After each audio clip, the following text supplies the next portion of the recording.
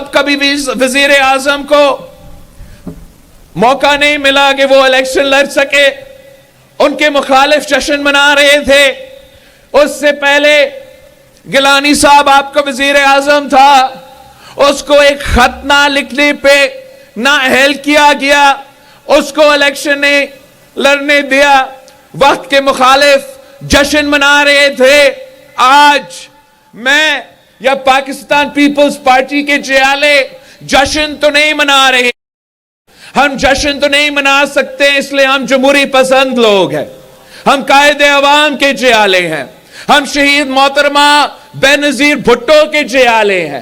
شہید be be نے ہمیں اس قسم کی سیاست نہیں سکھائی تھی, مگر ضرور میں ان سیاستدانوں کو کہنا چاہوں گا, وہ پرانے سیاستدانوں کو کہنا چاہوں گا جو یہی روایتی سیاست ہر 5 سال بعد کرتے ہیں.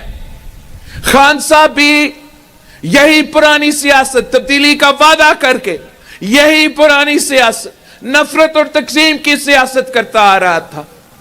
میاں صاحب بھی پہلی دفعہ وزیر اعظم بنا تو یہی نفرت اور تقسیم کی سیاست, دوسری دفعہ وزیر اعظم بنا تو یہی نفرت اور تقسیم کی سیاست, تیسری دفعہ وزیر اعظم بنا تھوڑا بریک کے بعد یہی نفرت اور تقسیم کی سیاست, اور چوتھی دفعہ خدا نہ خواستہ بن ہی جاتا ہے تو آپ کو یہی پرانی سیاست بھگتنا پڑے گا. میں ان تمام پرانے سیاستدان کو کہنا چاہ رہا ہوں کہ آپ پاکستان کے عوام کے ساتھ اس طریقے سے نہ کھیلے, اس ملک کی معیشت کے ساتھ اس طریقے سے نہ کھیلے. خان صاحب نے اس ملک کے نوجوانوں کو امید دلایا تھا کہ میں تبدیلی لے کر آؤں گا, لیکن جب وہ وزیر اعظم بنا تو وہ صرف اور صرف یو ٹرن کا سیاست کرتا تھا. میاں صاحب نے وعدہ کیا کہ وہ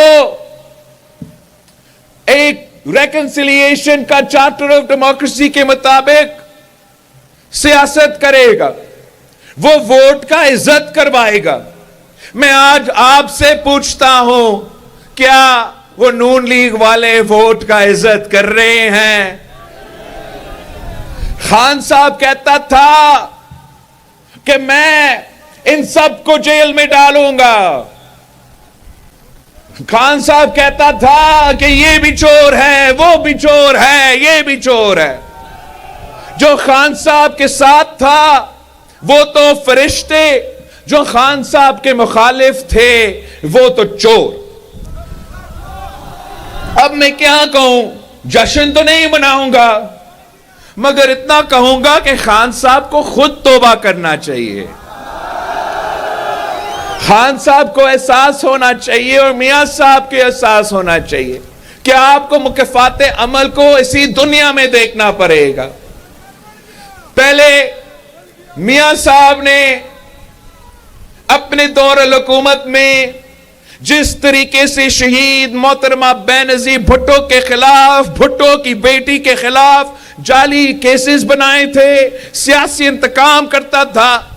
مکافات عمل یہ تھا کہ میاں صاحب کو خود اپنے بیٹی کے ساتھ اسی قسم کا انتقام کی سیاست دیکھنا پڑا. خان صاحب کہتا تھا کہ میں ان کو رلاؤں گا, آج وہ خود رو رہا ہے. خان صاحب نے تو حد کر دی, وہ تو سیاسی مخالفین کے بیٹیوں کو, سیاسی مخالفین کے بہنوں کو گرفتار کر رہا تھا. ہم کہتے رہے کہ یہ سیاست نہیں ہوتا, اپنا سیاسی مخالف کے گھر کے عورتوں کے پیچھے پڑنا, یہ پاکستان کی سیاست نہیں ہے. پاکستان کی ثقافت اس چیز کا اجازت نہیں دیتا, ہمارا مذہب اس چیز کا اجازت نہیں دیتا, مگر وہ طاقت کے نشہ میں انہوں نے وہ کام کر لیا. آج مجھے دلی افسوس ہو رہا ہے کہ اس کی اپنی بیوی جو ہے اس کو جیل جانا پڑ رہی ہے. یہ اب خان صاحب کو بھی خود وہی مکافات عمل کو دیکھنا پڑ رہا ہے. मगर सवाल ये है कि हम कब तक ये देखते रहेंगे? क्या अगर आप 8 फरवरी को मुझे अपना वजीर आज़म मुंतखब करेंगे तो ऐसे ना हो कि यही रिवायती सियासत करे। मेरा आपसे तो वादा है कि मैं अगर आपका वजीर आज़म बनता हूं तो मैं ट्रूथ और रेकन्सिलिएशन का बनाऊंगा, और इस ट्रूथ और रेकन्सिलिएशन का काम यह होगा कि पाकिस्तान की तारीख में जो जो नाइंसाफियां हुए हैं उस पे आप गौर करें, ताकि पाकिस्तान में एक रेकन्सिलिएशन का प्रोसेस शुरू हो जाए, ताकि हम अपने सियासी मुखालफीन, सियासतदान, सियासी जमातें, सियासी कुव्वतें, ये सब तमाम तय करे कि हमने सियासत को सियासत ही रखना है, सियासत को जाती दुश्मनी में तब्दील नहीं करने देना। इसका नुकसान आपका सिर्फ सियासी मुखालफीन को नहीं, इसका नुकसान मुल्क का होता है, इसका नुकसान मुल्क के अवाम को भुगतना पड़ता है, इसका नुकसान मुल्क की मईशत का होता है। मैं समझता हूं कि वक्त आ गया है कि पाकिस्तान के अवाम को चुनना, एक नया सोच को चुनना चाहिए, एक नया सियासत को चुनना चाहिए जो जाती दुश्मनी पर नहीं, अवाम की खिदमत पे मबनी है।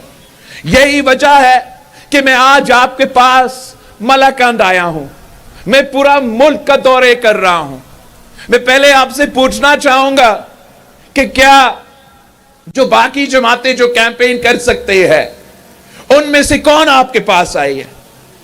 क्या मियां साहब जो चौथी बार वजीर आजम बनने का ख्वाब देख रहा है, क्या मियां साहब आपके पास आया है आपकी वोट मांगने के लिए?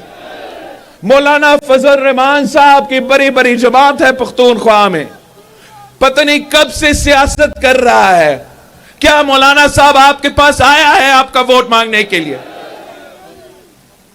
मैं आपके पास आया हूं आपकी साथ मांगने के लिए, आपकी वोट मांगने के लिए। मैं इनकी तरह नहीं हूं, मैं दाएं बाएं नहीं देखता, मैं अवाम की तरफ देखता हूं, मैं अवाम पे एतमाद करता हूं। कायदे अवाम ने हमें यह सिखाया कि ताकत का सरचश्मा अवाम है, ताकत का सरचश्मा अवाम है, ताकत का सरचश्मा अवाम है। यही वजह है कि मैंने अपना इंतखाबी मुहिम इसी पख्तूनख्वा से शुरू किया, जहां लोग कहते थे कि सर्दी था, जहां लोग कहते थे कि दहशतगर्दी के वाक़ये थे। मैंने तमाम सियासी जमातों, एक तरफ जितने पार्टी के कन्वेंशंस मैंने इस सूबे में किए, जितने मैंने पीपल्स पार्टी के जलसे इस सूबे में किए, कोई और मुकाबला नहीं कर सकता। वो इसलिए कि मैं आपका इज्जत करता हूं। मैं समझता हूं कि पाकिस्तान के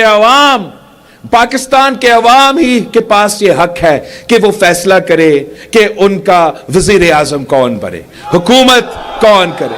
जब अवाम ये फैसले करते हैं, तो जब अवाम की ताकत से, अवाम की वोटों से हुकूमतें बनते हैं, तो कायदे अवाम की हुकूमत की तरह, शहीद रानी की हुकूमत की तरह, सदर जरदारी की हुकूमत की तरह अवाम की खिदमत होता है। जब किसी और तरीके से हुकूमत बनते हैं, चाहे वो खान साहब का हुकूमत हो, चाहे वो मियां साहब का हुकूमत हो, तो उनका काम तो हो जाता है, अवाम का काम रह जाता है। ये इन्होंने साबित कर दिया है। आपको याद है खान साहब कहता था कि मैं 50 लाख घर बना के दूंगा। कितने घर बना के दी? 2 करोड़ नौकरियां देना था मुल्क भर में, उल्टा लोगों से रोजगार छीना था।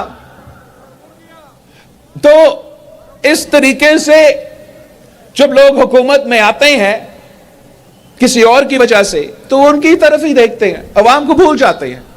यही वजह है कि आज पाकिस्तान में मुआशी बहरान है, हमारा मुआशरे में बहरान है। एक बार फिर वही दहशतगर्द जिनको आपने शिकस्त दिलवाए थे, जिनको खैबर पख्तूनख्वा के अवाम ने, जिनको खैबर पख्तूनख्वा के पुलिस ने, जिनको खैबर पख्तूनख्वा के फौज ने, वही दहशतगर्द जिनको इन्होंने शिकस्त दिलवाए थे, एक बार फिर उनका सर उठ रहा है। हमारे पूरे मुआशरे में एक ऐसा तकसीम पैदा हुआ है, एक ऐसा बहरान पैदा हुआ है, यही रवायती नफरत और तकसीम की सियासत की वजह से। मैं पाकिस्तान के अवाम से अपील करता हूं کہ 8 فروری کو آپ نے سوچ سمجھ کے اپنا ووٹ کا استعمال کرنا ہے. ایک ہی